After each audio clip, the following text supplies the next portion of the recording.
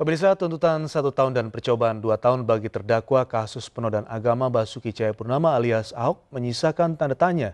Jaksa dianggap telah memberi keistimewaan kepada Ahok dengan mengabaikan surat edaran Mahkamah Agung nomor 11 tahun 1964.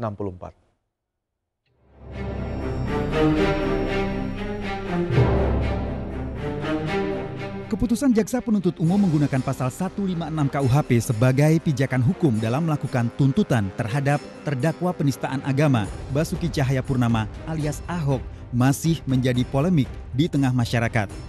Jaksa dianggap telah memberi keistimewaan kepada Ahok dengan mengabaikan surat edaran Mahkamah Agung nomor 11 tahun 1964.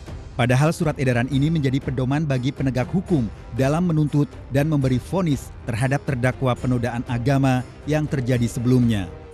Secara yuridis, majelis hakim harus mentaati setiap surat edaran Mahkamah Agung. Boleh saja berbeda pendapat dengan jaksa penuntut, boleh saja. Jadi yang penting hakim itu memutus atas dasar surat dakwaan jaksa penuntut umum dan perbuatan yang terbukti di persidangan. Yang terbukti bukan penistaan agama. Ya, jaksa meyakini seperti itu. Vonis yang akan dijatuhkan oleh hakim terhadap Ahok diyakini tidak akan menggembirakan semua pihak. Untuk itulah majelis hakim dituntut supaya tetap profesional dan tidak terjebak dengan polemik yang terjadi di luar persidangan. Dalam konteks hukum pidana, hakim boleh menerima semua, menolak semua, atau memilih pilihan lain, karena hakim memberikan keleluasaan untuk memutuskan sendiri. Akan lihat apakah hakim berani untuk mengambil tuntutan pidana yang maksimum.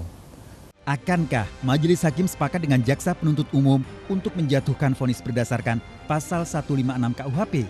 Atau justru memiliki keputusan sendiri dengan menggunakan pasal 156A yang akan membuat Ahok berada di balik jeruji besi? Tetapi sejak kita merdeka tahun 65 muncul suatu kasus-kasus menghina agama, maka disisipkanlah pasal 156A itu penghinaannya terhadap agama. Kalau 156 itu masalah orang-orangnya. Kalau masalah orang juga agak dilupakan ini. Berbahaya justru. Kenapa? Karena yang menyampaikan Pak Al-Maidah 51 itu salah satunya adalah orang ya yang sudah meninggal dan sekarang dan diakui sebagai nabi. Rasulullah itu kan manusia. Jadi lebih berbahaya penghinaan terhadap Rasulullah Muhammad SAW. Tim Liputan MNC Media melaporkan.